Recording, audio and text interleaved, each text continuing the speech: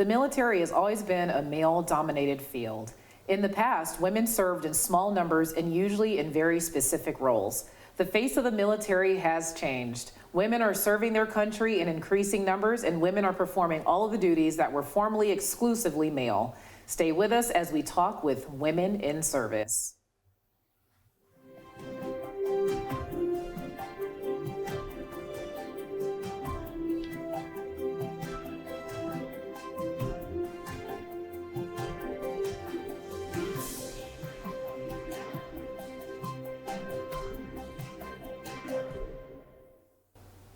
Thanks for tuning in to Veterans Voices. I'm your host, Erin Esquer. Tonight, we will be talking with women who serve. If you want to be a part of the conversation, please call us at 925-313-1170. Send us a message through Facebook at Veterans Voices 1 or email us at veteransvoices@contracostatv.org.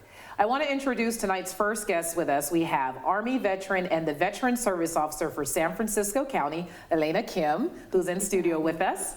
We also have with us retired Rear Admiral Mary O'Donnell and Army veteran Patty Wernet. Welcome to the show, ladies. I am so excited to have you all here for us to kind of get this conversation started about women in service.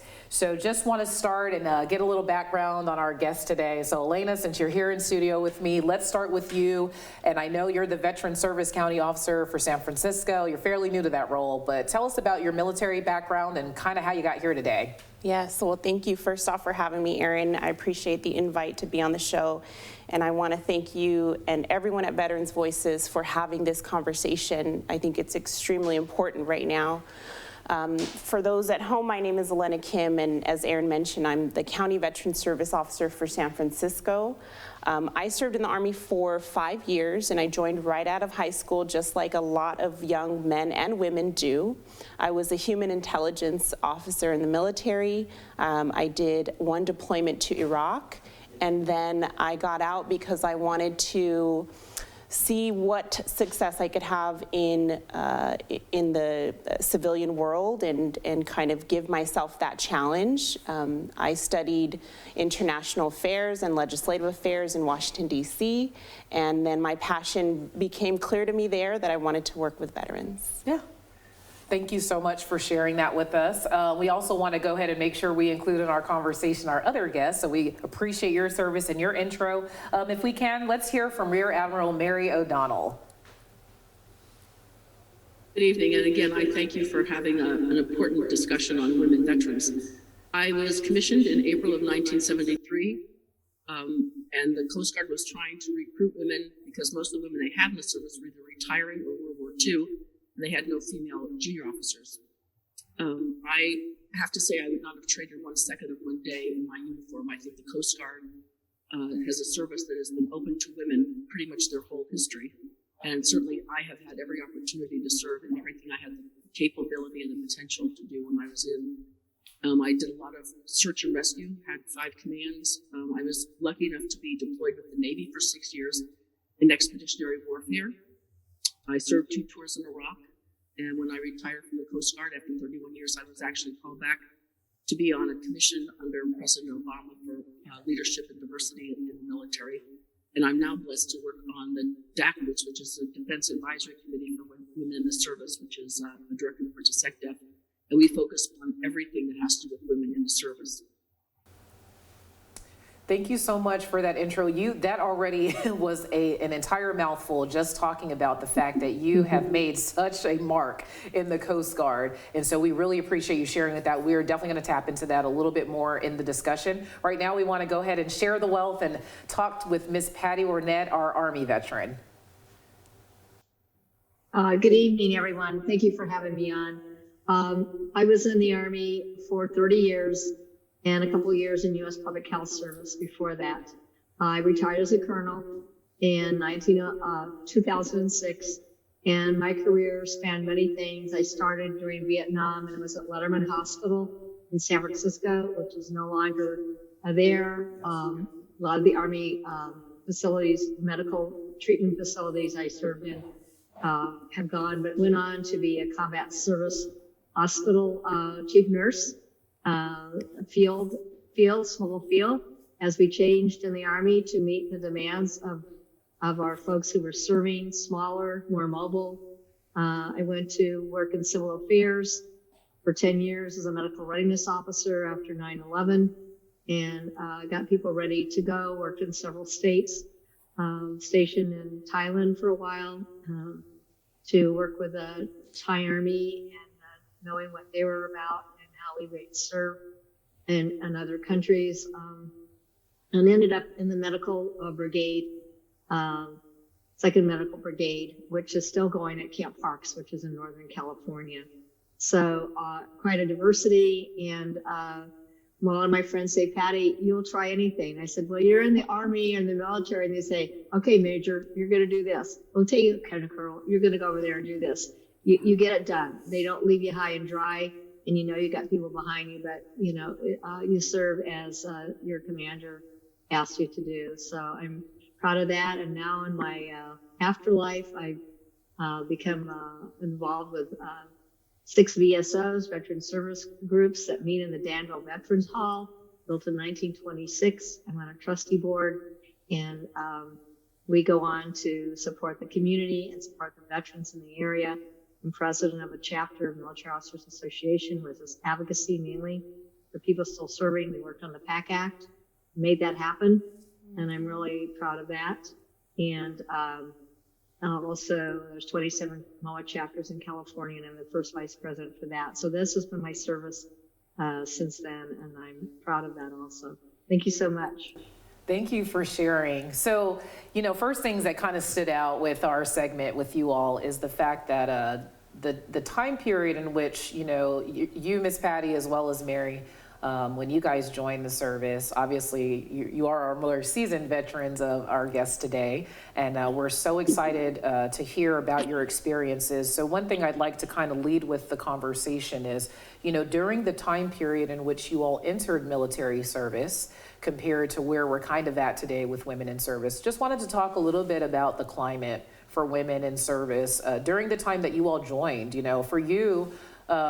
For you, Mary, being in the Coast Guard, for one, already, a big deal, because like you were mentioning, the appetite for women in the Coast Guard, probably even during your time, obviously wasn't as big, and so you've made a huge mark with what you were able to achieve. And so I was just curious for you, your experience, what was it like, at the time that you decided to join, for you being a woman in service? I think that the Coast Guard was actually, they recruited me. I mean, my dad was 30 years Air Force, and my sister was already in the Marine Corps. And I swam Junior Olympics, so I loved the water. And so the Coast Guard, when they approached me, it was a perfect fit. But I think that when I joined and was sworn in, my first job was really at Yerba Buena Island as a controller. So we dispatched the boats or the helos, if there was a search and rescue that needed to go. We had a jumper off the bridge. And I think most of the JOs, the junior officers, were very receptive. I think a lot of the senior officers were. It was the senior enlisted, the chiefs, the senior chiefs, and the master chiefs that were a little, kind of viewed us a little askance at having a woman. And I had my first pregnancy when I was just 2 years in. And the senior chiefs, when you come in with your maternity clothes, it was kind of, they gave you a second look. They certainly didn't have maternity uniforms then. And they didn't make any kind of accommodations for lactation or any of those sorts of things. It was just a pregnant woman that was on the job. And so I think that's probably a huge change from when I was in. But I'd say overall, I just know that when I did my first salute where you give the silver coin, I was so excited to give my first salute. It was to a bosun mate that I knocked my cover off my head.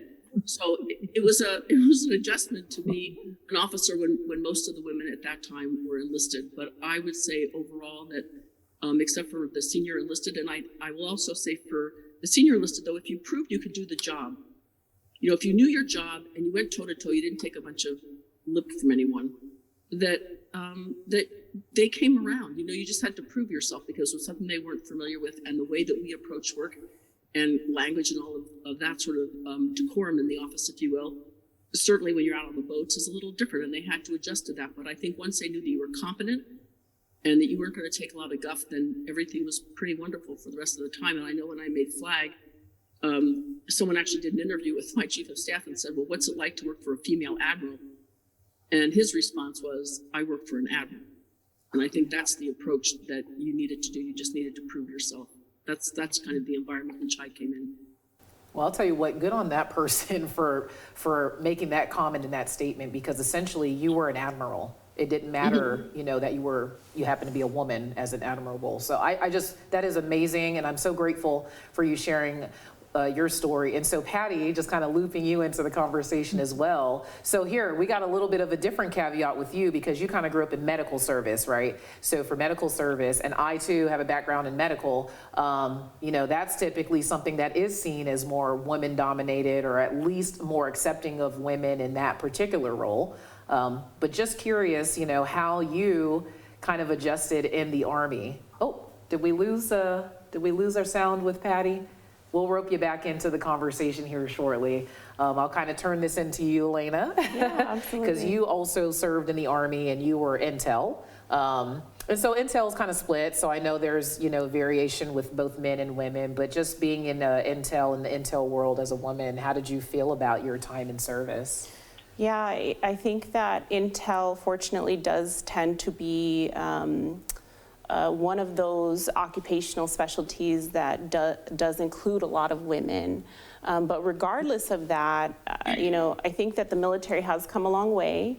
But I think the attitude and the culture when I was in was still very, very much that this is not a woman's place. And I remember, you know, pretty much from the beginning of my military career, coming into basic training, being told by other young men that, you know, this is not your Army, meaning that it is not a military that is, it is for women. And, you know, it took many years. Actually, one of the main reasons I got out of the military was because there were certain jobs that were still not open to women, and it took many years and a lot of legislation, a lot of lobbying in Washington, D.C. to lift those bans, and that was just done a few years ago. I think it's amazing that folks have had that experience where they could work hard and earn that respect.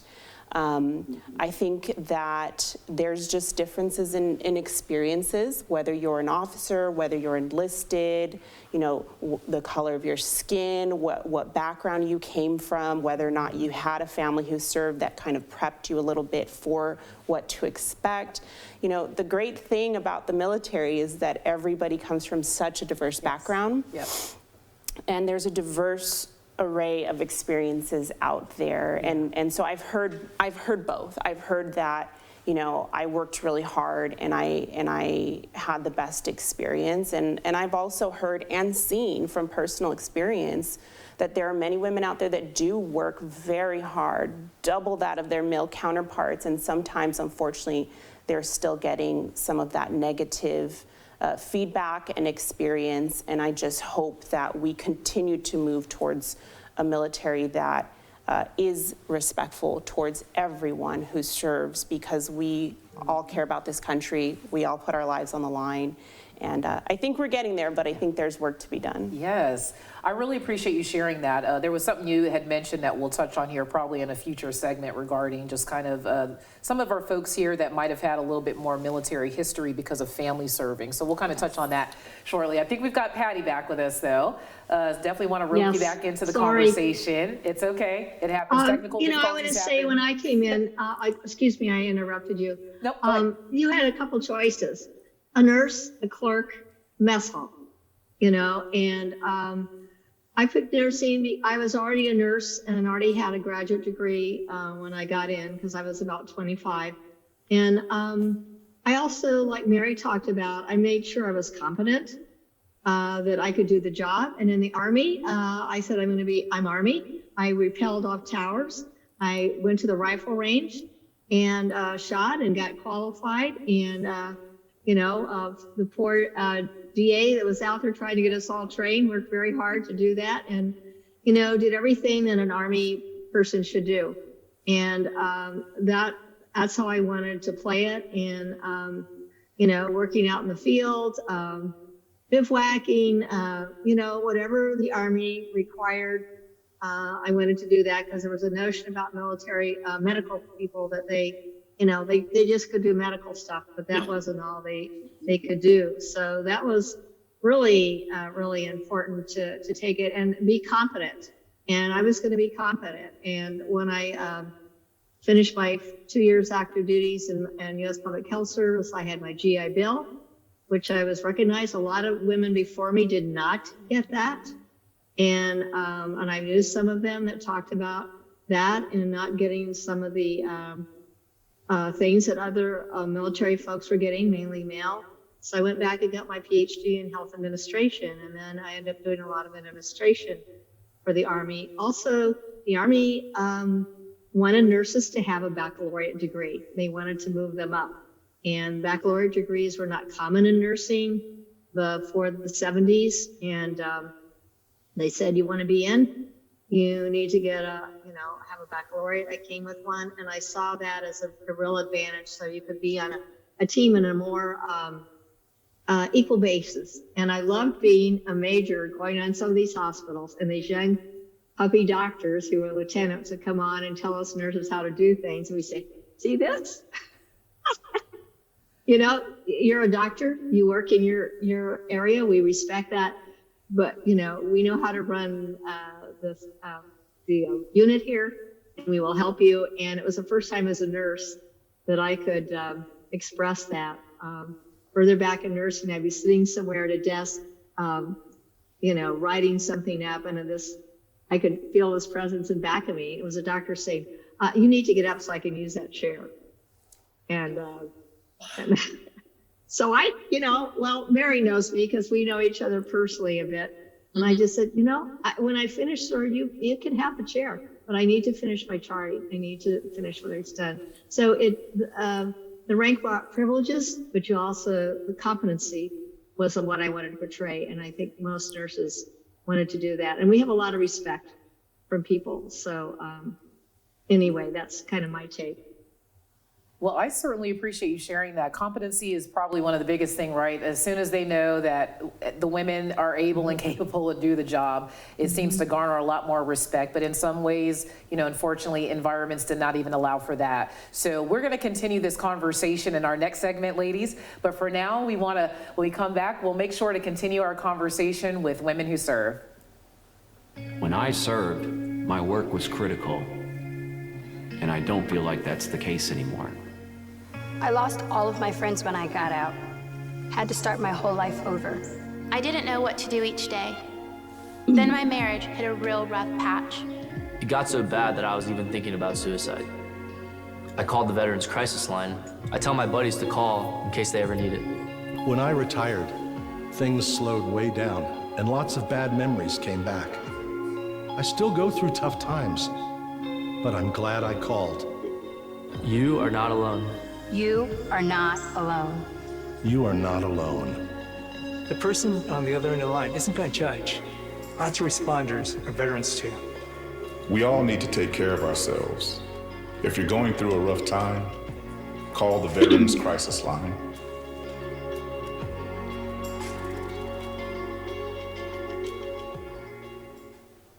We are talking with women who serve. If you want to be a part of our conversation, please call us at 925-313-1170. Send us a message through Facebook at Veterans Voices 1 or email us at veteransvoices@contracostatv.org. Now I'd like to welcome to the show Marine Veteran Adriana Santos and Air Force Veteran Rita Green to the show. Welcome, ladies. Thank you guys for coming on. You guys are joined again with Elena here with me in the studio, but we want to take this opportunity to also now get to know you. So we will start with you, Chief Master Sergeant Retired Rita Green. Go ahead and share with us. Let the people know who you are, what you kind of experienced in your military journey as a woman in service, and I will give the floor over to you. Well, thank you, Erin, and thank you for having me. I really appreciate it. My journey through my career I started in the toolbox on the flight line in the 80s. So, it was pretty rough back then having a woman out on the flight line. The men would always say, "Do you want me to put your toolbox on the trunk?" and I would always say, no, I got it, but it was you were always looked at as being weak out there, but one thing I want to piggyback on what Mary said about knowing your job, knowing what you're doing, and really daring to be great at what you do. That is what I did to come through the ranks and reach my goal. I had always said I wanted to be a Chief Master Sergeant when I was an airman, and I did make that goal. That's a picture of me and my colonel when I was the MXG enlisted, senior enlisted. And the other ones, those are this one here, this is from my induction when I made chief. This was one of the very great milestones in my career when I got that Chief Master Sergeant stripe. But yeah, your career throughout, from top to bottom, is all about what you have within you, because it was a hard road. It was hard to always put up with not knowing when you came out on the aircraft that I would have the men sometimes say, go get your shop key, or go bring somebody else out to give me the call on, the condition of the aircraft. And that was on a regular basis. And I think only thing that did for me was make me strive to reach the top. Because my saying back then was, one day you'll work for me. And and that happened. And that's exactly what happened. Just to give a little context for our audience, Miss Rita and I actually go way back. I knew her when I was actually still probably a middle schooler, watching her kids at Dover Air Force Base. I was her babysitter, and I joined the Air Force myself, but she too has an airman that is her son, and I too have an airman as well now, my son, and so we share a very, very strong family bond of Air Force service. So I just so appreciate you being on. Definitely want to give Dre some love. So Adriana Dre Santos, you have been on Veterans Voices before, but we want to hear from you and hear all about you and your time in service. Thank you. Thank you for having me back on. It's always an honor. And like I mentioned earlier, if there's ever an invitation, it's always a yes for me. So I just appreciate the opportunity again, especially being amongst other women veterans. There's just a special bond and a special connection. And it doesn't always have to be spoken, but it's always understood when we're amongst our sisters. So I truly appreciate and honor you all and for your service. I am a Marine Corps veteran. I served 10 years from 2008 to 2018. I was in warehouse supply, and I'm currently studying at Cal State East Bay for my history degree and working towards my teaching credentials to hopefully one day be a high school history teacher. And plus, I am a stay-at-home mom to 4 kids. And the pictures that you see there, I was a part of the first all-female color guard for my battalion in my first unit, which was 1st Supply Battalion in Camp Pendleton.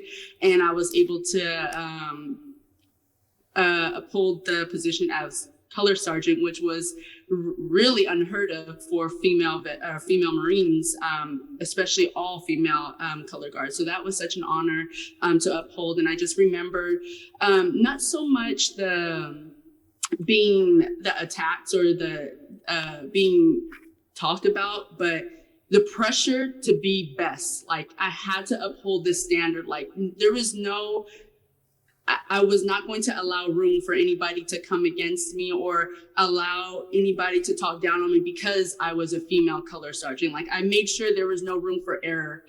There was no foothold for anybody to come in or to try to talk against, myself or my other female Marines and how we upheld and carried out the colors. So that is probably a very monumental moment in my Marine Corps career. So I'm very honored to do that. But yeah, I can just agree with all of the women here tonight that being competent in your job, being competent in your position, and not just competent, but confident enough to know, I know this and I can do this. And regardless of everybody else's so-called opinions or mindset, that doesn't affect me and that won't change me or waver me, because I know I'm confident what I'm doing is the right way and I will perform accordingly. And you will see that the way I perform is what you actually want, you know? So I am extremely grateful for my senior leadership, especially the women who came before me and also had to fight and be confident and competent in their job. They passed it on. It wasn't something that they held on to and ran away and like, you know, this is mine, I worked hard for it. It was something like a teaching moment.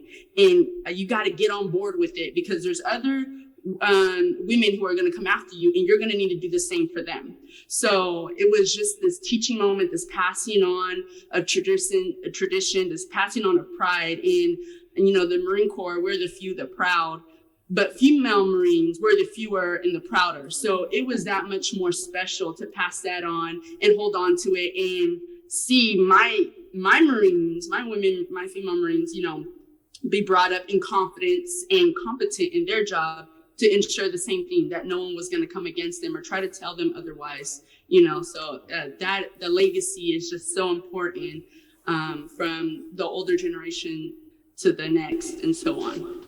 That is so profound. First of all, I love the fewer and the prouder. I mean, that's a great way to kind of, you know, really highlight, you know, the women, the female Marines that are out there. So just roping Elena in too. We didn't get a chance to do this the last segment, but we want to pull up Elena's pictures too, because we alluded to her time in service, and actually a little highlight too. I know she's got a photo that we can show, because she's got photos from her time in service and also the transition to who she is today. So let's kind of talk about that a little bit. Yeah, that transition is so important to all of our lives. And so this is a photo here that was just taken a few weeks ago, you know, starting my new job as a county veteran service officer in San Francisco.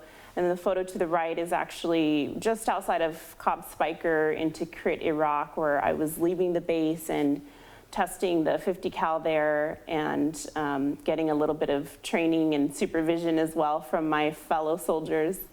You know, when I hear all the voices that we're talking to today, I notice that the theme is that we have a group of women who probably excelled prior to joining the military in whatever it was that they chose to do or were doing, probably overcame challenges in their civilian life prior to joining the military, and then joined the military and were faced with a whole new set of challenges to which they overcame. And we're talking about, you know, in those photos, you see, that's my transition. The transition period is challenging as well for our women veterans. And that's one thing that, you know, I want to, just like we have come a long way in the military, and we need to go further, I want to say the exact same thing about the transition. You know, there's still to this day a lack of services for women veterans when they get out. And they're still faced with that same challenging aspect of it that they once again have to overcome. And we do, right? We're seeing those pictures here. We have people becoming mothers. We have people going into jobs in the civilian world where they're excelling. And so there's, you know, I don't have the solution for that, but I notice that theme is that we've got, you know, a group of women who are faced with tremendous challenge and overcome in a tremendous way. And just like the rest of the folks have shared today, I'm super honored to be a part of the folks that are talking here today and to share our stories. So I thank you so much for sharing that, because we did want to touch upon the fact that what you represent today as far as veteran services is important, because we have a lot of women who we know we had in our first segment, again, we had our more seasoned vets. And then for this segment, we have you ladies that are on now, that you're a little bit more of a recent regime of women that have been in service, but you've also transitioned out of the uniform, right? And so in that transition that you just spoke of, it's important that not only did you have those moments during your time of service where you felt like your competency, your confidence, all of those things, you know, you just felt like you needed to tap into as best as possible to excel in your career. But then as you're transitioning out of the uniform and now you're in a whole new identity world, like how that looks for you and how that kind of equates to what your experience was in the military. So I'll kind of shoot this back to you, Chief Retired Green, for your transition out of the uniform. Because before we got started with the show, you talked about the fact that you in a heartbeat would put that uniform right back on and be Chief Green all over again, you know, and so that shows you still have such a profound love for your time in service. And so what has the transition out of the uniform been like for you? Well, actually, it was pretty smooth because I left maintenance and went to DCMA as the senior enlisted there, that headquarters is mostly civilianized. Most of the people that I supervised were out in the field, so really I kind of felt like I didn't have a job because I came from the hustle and bustle of the flight line, and then I'm thrown into this desk job, which was my last few years, so it really wasn't that bad, but it helped me to transition because I think it would have been much more difficult for me if I left the flight line and retired, because that's where my joy was on the flight line, doing what I did. And just to back it up just a little bit, when I was in, and once I made the rank of Chief Master Sergeant, that's when I started pulling my females along to give them some insight on what we're here for, why we're here, and to dare to be great, because that's what we had to do. And just like you said, wow, if you don't do it yourself, if you don't get there yourself, you're not going to get there because of the naysayers. You have to have that focus to be great. And that's what I try to instill into all the female maintenance people, that you got to do this, you got to do your job, you got to know. Because if you don't, they're going to bring you down. Keep your head up and strive for the best. But yeah, I think once I retired, I took 2 years off. I played a lot of golf and did a lot of gardening and things like that. And then I actually went back to work for the government again. So currently I'm working at DLA. Nothing great. I'm a product specialist, and I dig my job because nobody works for me. All I do is go to work, do my job, and come home. And it's the greatest thing since sliced bread. That sounds like quite the transition, and it's kind of interesting that you brought up your very last military position was really kind of helping you transition out because of the nature of the job and the fact that it was totally different from your time on the flight line. So I know that was probably, very different for you, but very helpful in you being able to transition out of the uniform. So Dre, we're going to kind of wrap this up with you. So you've transitioned out, you've been in school full time, and you are doing big things and looking to become a teacher, which is so cool and so different than being a Marine. So kind of rounding this off with this, what has your transition looked like out of the uniform? So my transition was extremely hard. I went from being a full-time Marine and extremely dedicated, extremely just 100% of me was Marine Corps all the time, 24/7. Although I had 2 kids at home, I was fortunate enough to have a husband who was very supportive and basically took on the roles of running everything in our home so that I can fully concentrate on being a Marine and for my Marines, for my work and everything. So when I transitioned, the roles switched right away. I went from being a full-time Marine to being a full-time mom of 2 kids and then expecting my third, all within basically the first year of me getting out and my husband working full-time 7 days a week. It was extremely difficult to juggle and find who I was, find purpose, and find my identity, because such of who I was embedded in being a Marine and was wrapped up in what was needed for me as a sergeant, a staff sergeant of Marines.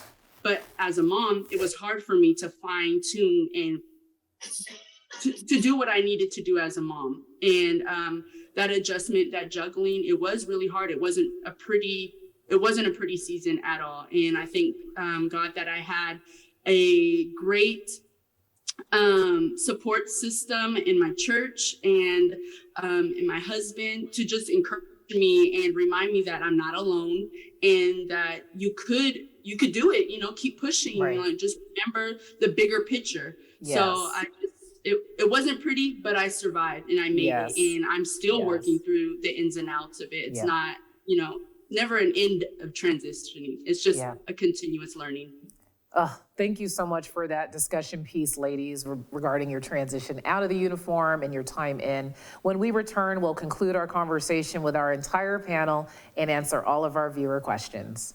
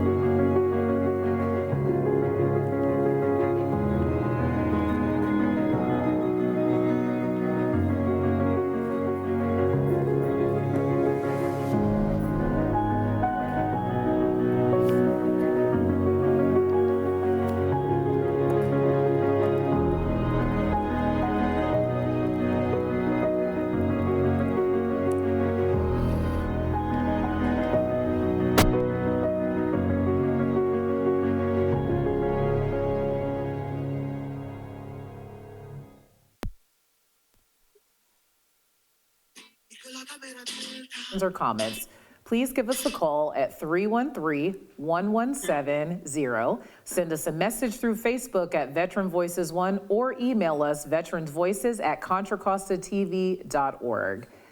All right, so we are gathering all of our panelists back together for this great conversation regarding women in service. And since we've heard from our vets previously regarding their time in service, we kind of want to bring everybody together, kind of discuss some points from our audience too, and we appreciate all of our audience participation. But just thanking you women for coming together and really sharing your experiences. So just as a recap, we've kind of talked to some folks that have been able to enter into the military service, different time periods in our women's history in the military.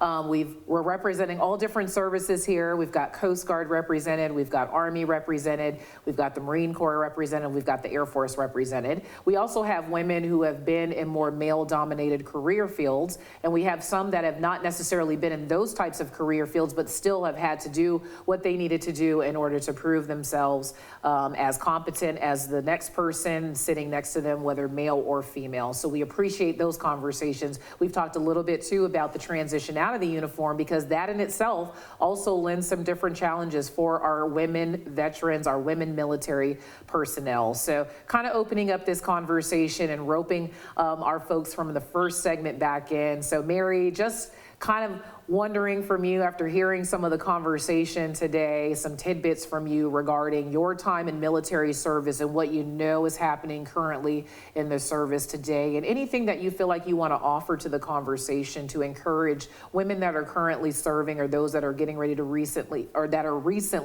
in the times of transitioning out of the military. First, I'd say go Coast Guard. Because I think the Coast Guard, again, my sister did 37 years in the Corps, and so we certainly compared a lot of things of how our careers were progressing, how they were very dissimilar, and in very many ways how they were similar. But I think that both of us, we had like three principles. One is you know your job. That's the starters. I don't care no matter what service you're in. The second thing was to know your people. And knowing your people doesn't mean, you know, that you say good morning to them. What's their motivators? Where are their areas that need to have some development? Where do they need some encouragement to get more confidence? And then to take care of your people. And taking care of them again, it's not always on the good side. Sometimes you have to have honest conversations with them about their performance, where they need to put some attention. So I think that we've all, both my sister and I have both kind of gone by that, know your job, know your people, and take care of them. And I think that kind of is a groundwork for success. I think also all of our experiences have been very different, and I think the services that we were in certainly dictated a lot how our careers went and what opportunities were available. I think that in many ways, quite frankly, the women in the Marine Corps had the hardest road to hoe. And my sister always said that they say they're looking for a few good men because they found a few good women already. So, but I think that they had a little different road. In the Coast Guard, I can truthfully say that if they would have kept me till I was 80, I mean, I'm 76 now, I would have stayed in. But when I left the Coast Guard, you know, I went for Bechtel and worked for Bechtel for 10 years, then Northrop Grumman for 6, and then to a private startup company for nuclear fusion for 4. And for Bechtel, I actually, the corporate office, and I ran HR departments and projects, and we looked for veterans. We looked for women, certainly men as well, but across the board, we looked for people that had veterans experience because we found them to be more dependable, more self-sufficient, had a good work ethic. All of the little characteristics you would want to have in someone that was part of your team, you found most of the time in a veteran. And so I think that it makes me sad to hear some of the women that had transitional problems or issues or difficulties, because many companies actually seek out, it wasn't always that way, but we sought out veterans, and we think that they were 99% of the time were going to be a great fit for the company, and always a team player, and also not reluctant to be able to give their opinion. You know, that they weren't yes people, they actually had ideas of their own that they would share. Absolutely. Thank you for that tidbit too, regarding just kind of the transition for women too. And it's actually really nice and endearing to hear that your experience for you overall, you know, being in the Coast Guard and kind of reaching the rank that you did, and then even with your transition out, how you continue to kind of be a part of service is phenomenal. And so those are the types of things that we love to highlight, because we want women to be encouraged, right? To feel, you know, able to serve, but then know that they can still continue on even outside of the uniform. So I do appreciate you sharing that experience. It kind of prompted some conversation too, right? Because we had talked during our time of getting to know each other before the episode started about some of the folks on here have some pretty rich military history. And that kind of helps kind of get them started with their service, such as you, ma'am, talking about growing up as an Air Force child, but then also having some other representation of different services. And so just kind of talking with some of the other panelists on the show. Adriana Santos, I know you mentioned that you're kind of the pioneer of military in your family. So talk a little bit about that. Yeah, so like I mentioned earlier, no one in my family has prior military experience. I joined the military. I joined the military to actually run away from home. There was just a lot going on in my household, and I just needed to get out of town. And actually, I remember going to the mall where the recruiting stations were at, and I knocked on the Army door, but unfortunately, they were out for lunch. But guess what? Who was not out for lunch? The Marine Corps recruiter was there, and he basically said, you know, what can I do for you? I could get you anything. You're basically sold it to me. You know, jump on this bar. Let me see if you can hold for 90 seconds. And basically, my first question was, how soon can I go? And I was basically gone 2 weeks later. And so that in itself was this huge, but it set off this. Just set off this motion within my family. I have other cousins who have now joined the military. I don't want to say because of me, but it opened up a door that wasn't there before. Joining the service was not something that our family talked about, was not something that, you know, we knew of. So for me to be the first, it is an honor, and especially more so because it was the Marine Corps. So I just, yeah, that's it. And I'm excited and I'm happy about that, and I'm proud of that. It looks like you, in a way, you opened up the realm of possible. for military service for your family. And that, to me, is to be honored and shared. So we thank you for sharing that. We do actually have a question from the audience, and this is actually going to be geared towards you as our County Veteran Service Officer, but we've got a question. It says here, why is it so hard for women veterans to get their MST benefits? I'm not sure if that's something you're too familiar with as far as the difficulties and challenges with that, but if there's anything you can offer for that, it would be helpful. Yeah, thank you so much for that question. Military sexual trauma is something that is a very hot topic amongst anytime we have a conversation with women veterans. And to be clear, men experience military sexual trauma as well. The VA actually, and I'm a county veteran service officer, so I don't work for the VA, but we do try to make the VA less of a complex system and more easily navigated by our veterans. And that can be a challenge to all veterans, but especially our women veterans. So military sexual trauma is complex. The VA actually does award this, this disability benefit more often than other disabilities or ailments, but it's still extremely complex. So when we talk about military sexual trauma, we're talking about something that occurred sometimes years ago. And because the military can be a very complex place for women to navigate, it wasn't always reported in service. And so we're missing that record, which the VA does often require, at least for other disabilities. And then, of course, there's the personal trauma that is experienced from it.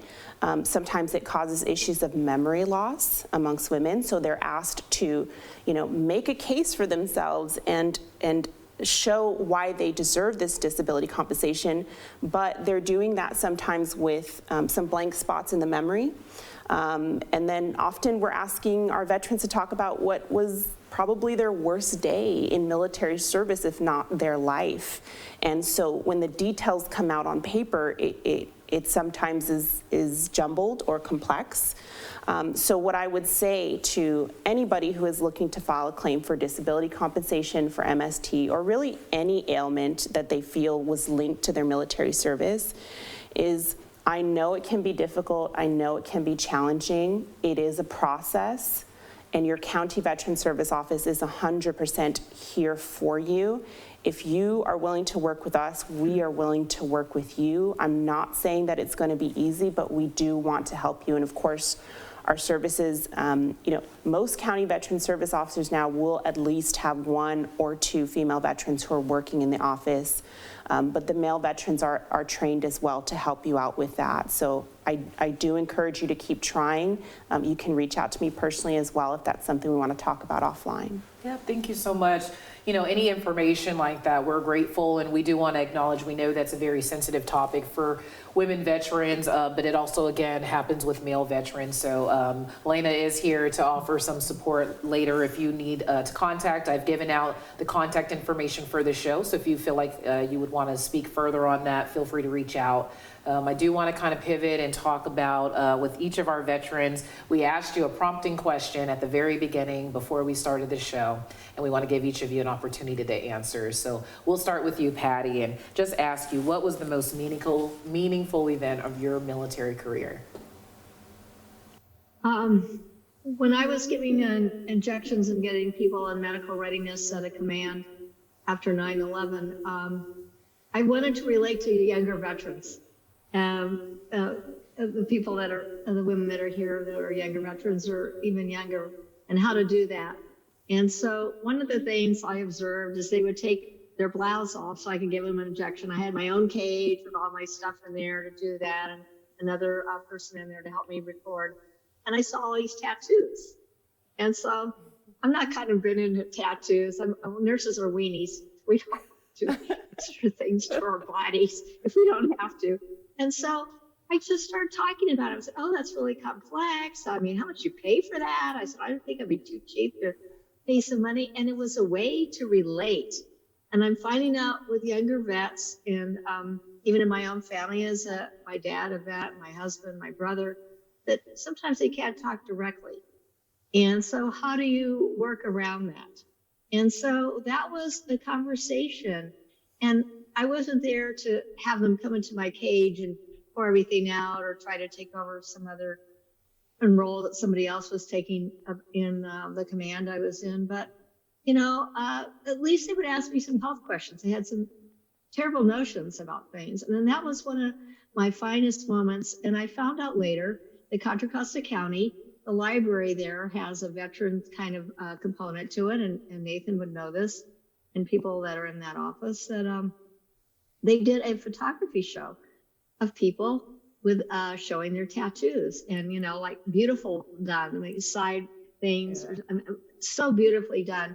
And it was a way for somebody that had some problems to talk about something out there, but then you could start relating to them. And learning all that, it was one of the best days of my life in the military and dealing with them.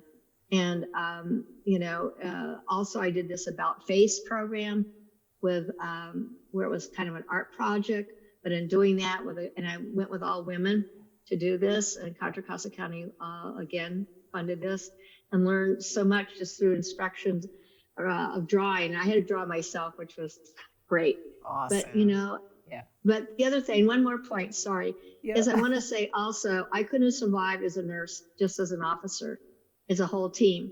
And when kids would come back, excuse me for saying kids, younger people would come back and say, well, Colonel, I just drove a truck.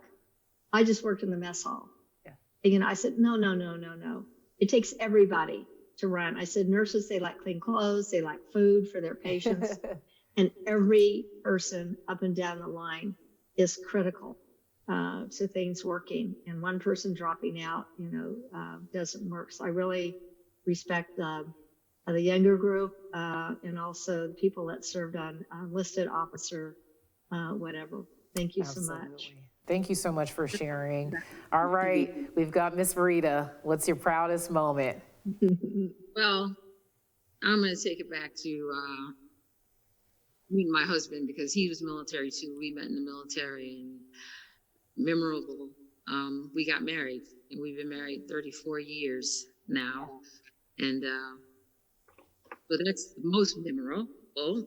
But the second memorable is, of course, my kids, my two kids, Darian and Diana. And then my third is just being there for the troops. You know, it warms my heart when, you know, they come back to me and say, oh, Chief, I didn't even know you knew I had kids, you know? It's just that one question, hey, it's how's the wife, how's the kids? You know, those things right there, they're like, man, she's more than just a chief, you know? She can be personable, you know? And I had to learn that, because when I was an airman, I was rough. I was rough around the you know, pretty straightforward about everything. But I did learn to become a softer, gentler Chief Master Sergeant, even though I my other moments too. But those are the memories that I have, is when people come to me and say thank you, or people call me, or people write me on Facebook and say, thank you, Chief, you did this. Look, I'm a chief now. Right. You know, that's some awesome stuff. That's awesome. It is awesome. Yeah. Yep. So I appreciate that, because that does resonate when folks can come back and circle back and know the impact that you made on them during your time in service. So that's awesome. We are running low on time, so I want to give Miss Mary and Dre an opportunity to share a proud moment as quickly as possible. Don't want to rush you, but we definitely want to hear from you as well. So we'll start with you, Mary. I'll go very fast, but first of all, Chief, good for you. It's taking care of your people.